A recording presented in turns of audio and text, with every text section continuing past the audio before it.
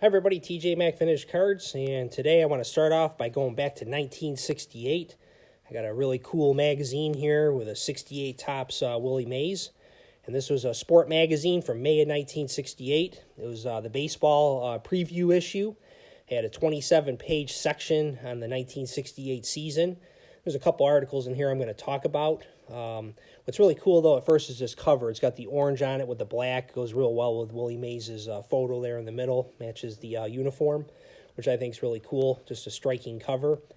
And what's really cool about this magazine also, it has a couple articles that I mentioned. The first was the pennant predictions and award winners for 1968 is taken by a poll of the players. Now, the Twins were predicted to finish first, but did not live up to that prediction, finishing 7th. The Tigers were picked by the players to finish second, and they ended up winning the pennant and World Series. And then it was the Indians who also surprised, as they were predicted to finish 7th and ended up finishing 3rd. Now, in the National League, the consensus pick was the Cardinals, and yes, they did win the pennant that year. And the Pirates were picked to finish second, and they finished a disappointing 6th. Now, the American League MVP choice by the players that year was this man right here, Carl Yastrzemski. We'll set him down right here. And he was picked to win the MVP, coming off his 67 MVP season when he won the Triple Crown. Now, of course, 68 was the year of the pitcher, and it was Denny McLain who took home the MVP and the Cy Young. Now, the players thought that the White Sox, Joel Horlin, was going to win the Cy Young that year. And Horlin was a very good pitcher. I don't have a card of him yet. I'm looking to get one because I think he was a good pitcher that I want reflected in my collection. He came off the 67 season with a 13-7 record with a 2.06 ERA. Also threw no-hitter that year. But it was Denny McLain, for those who know their history, who won the Cy Young and the MVP in 67. And Reggie Jackson, who doesn't have a card in 68, but his rookie was in 69, was predicted to win the Rookie of the Year, and it ended up going to Yankees pitcher Stan Banson. Now, in the National League, the players picked this man right here, Roberto Clemente, to win the MVP. And he was coming off MVP year as well. That did not happen, where he did not win it in 68. It went to Bob Gibson, who took home the MVP with his historic season with the 1.12 ERA. And he also had won the Cy Young that year. But the players predicted it was going to be Jim Bunning who would win the award. But they did get the Rookie of the Year right. They predicted it would be this guy right here, Johnny Bench, not Ron Tompkins. And it was Johnny Bench who actually ended up winning the Rookie of the Year in 68. What's really cool about this article, though, is just, I can imagine being a kid and picking this magazine up at the newsstand. I used to love to do that when I was a kid and saw where my Yankees were going to finish each year.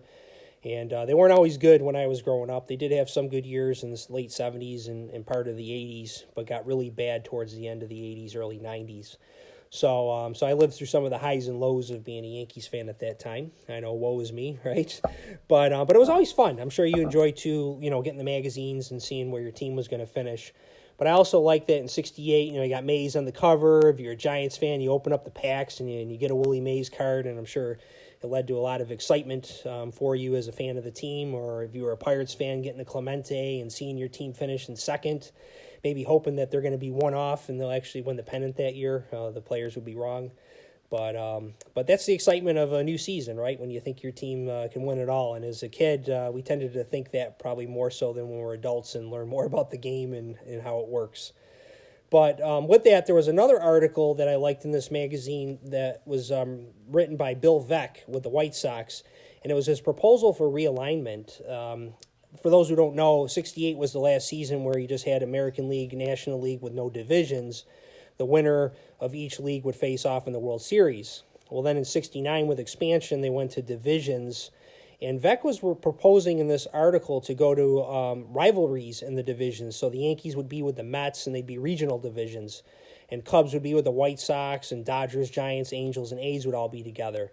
Now, he said this would save on travel. Veeck was known to be pretty cheap, but also would really promote rivalries, which I thought was really cool. And for those who didn't know, in 68, if you see Mays on the cover, he did have a nice year in 68, finishing the season with a 289 average, 23 home runs, and 79 RBIs. So I just wanted to go back and visit that great season, and I'm looking to add more cards to my collection from that year. Now, for those who watch my channel know I like to keep things moving, and I talk about different eras in sports, not just baseball. But I also try to do it to, I don't want to give tons of information, but just enough so if you want to read more about the players and just get some interest, that's what I try to do with my channel a lot of times. And here we got 3 of the revolutionary tight ends in NFL history, rookie cards of John Mackey, Mike Ditka, and Jackie Smith. And the tight end was really not a position that was that important until the early 60s, really. It really came into play in the 50s when Paul Brown started incorporating the use of that position a little more for those guys that were not big enough to play an offensive line position and also had some skills potentially as a receiver. But most of the time it was used as a 6th offensive lineman. But it was these 3 gentlemen here that really transformed that position. And the first I'm going to talk about is this Mike Ditka here from 62 Tops. Again, a rookie card. He played 12 seasons from 61 to 73 with the Bears and in Eagles and Cowboys. And he was a 5-time Pro Bowler and a 2-time All-Pro. And he won a Super Bowl with the Cowboys in 1971. And he was an outstanding pass catcher for his era. And along with John Mackey and Pete Retzlaff, they really transformed the tight end position into one that really produced a lot of offense. And he was Gronk before Gronk. Ditka was a really tough guy that was known for breaking a lot of tackles, a pretty athletic player, and just one that could really match hit for hit. There are just some videos online you can see of him breaking tackle after tackle. And he was also one of the best blockers at his position and was inducted into the Hall of Fame as a player. So those of you who know him as a coach, he really was a phenomenal player before that. So now I'm going to move over here to the 64 Philadelphia John Mackey. And Mackey was every bit as good as Ditka. Where he was even better than Ditka is that he was faster. This guy could break tackles better than probably most skill position players who've ever played the game. He was fast, tough, and quite a deep threat. And there's a video of him just breaking tackle after tackle against the Lions, and he even runs over one of his own players on the play. And Mackey was a 3-time All-Pro and 5-time Pro Bowler, played with the Colts from 63 to 71, and then went for one season with the Giants in 72. And then the third guy I want to talk about here is Jackie Smith, and he played from 63 to 78. From 63 to 77, he was with the Cardinals, and then he played one season with the Cowboys in 1978. So Jackie Smith was a little bit more of a deep threat than the other two. He averaged 16.5 yards a catch, which leads all Hall of Fame tight ends and many Hall of Fame wide receivers for that matter. And he was just one of those guys that really could extend the defense because of his athleticism and his ability to catch that deep ball. And unfortunately, he was most noted for dropping a pass in the 79 Super Bowl between the Cowboys and the Steelers. It was an easy grab that fell right out of his hands, but he was a fantastic player of his time. So I just wanted to profile these three greats and really revolutionary players, and I'd like to give some history in my videos.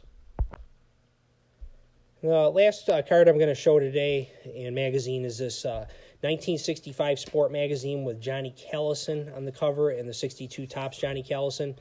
And one of the things I've been doing in my card room, I just decorated it again, changing out the cases with my oldest son.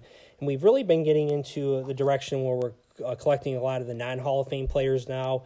And I've said before, really deepening our collection. And I like to call these guys uncommon commons because this card, I don't even know if it was a probably $10 card, but he was not a common player by any means. Callison, which I like to show in these magazines, was on the cover of Sport magazine in 1965. He's also been on the cover of Sports Illustrated, and as I've mentioned before, they didn't have a lot of magazines issued in a year. Sport magazine was a monthly issue. So Callison was obviously important enough to put on the cover and tells you the caliber of player he was, or somebody at least in the public consciousness at the time. Now, 62, I went with this card. His rookie's a 59 Tops, but I went with the 62 because this was his first big season where he batted 300 for the first and only time in his career. He hit 23 home runs that year, drove in 88 runs, and led the league in triples with 10. Now, Callison was very fast. He had double-digit triples for 5 seasons in a row from 61 to 65. And when he was a little kid, he grew up dirt poor. You hear this often, but he literally lived in a shack. and was really embarrassed by his family situation. And his teacher discovered that he could run faster backwards than any of the kids in his class could run forwards. So he was really a fantastic talent at a young age, and baseball really was his way to make a living, which helped him live a little better life than what his family lived growing up. But as a player, from 62 to 65, he was as good as anybody in baseball. He finished second in the National League MVP voting in 64, and if it wasn't for the collapse of the Phillies towards the end of the season, would have won the MVP over Kenny Boyer that year. He was a four-time All-Star in his career, hit 226 home runs, 264 batting average, a pretty strong 38.4 WAR, and had 840 RBIs and over 1,700 hits. But what happened with Callison is at the age of 27, he was effectively finished as a player, as a great player. He still played for several years, but was never the same player. Nobody really understood why. He claimed he suffered from some nagging injuries to his legs in particular that hurt his ability to play. In 66, he complained about problems with his eyes. He tried wearing glasses. At the recommendation of Carl Yastrzemski, he went into a vigorous exercise program. None of this stuff really seemed to help him. But what was in this article here, you can see on the bottom, it says, I'm the biggest warrior around. And that's something that plagued him for much of his life. He just had a lot of issues with anxiety and just doubt about his skills and things like that just took a toll on him. And they actually reference this magazine in a few articles I've read about him.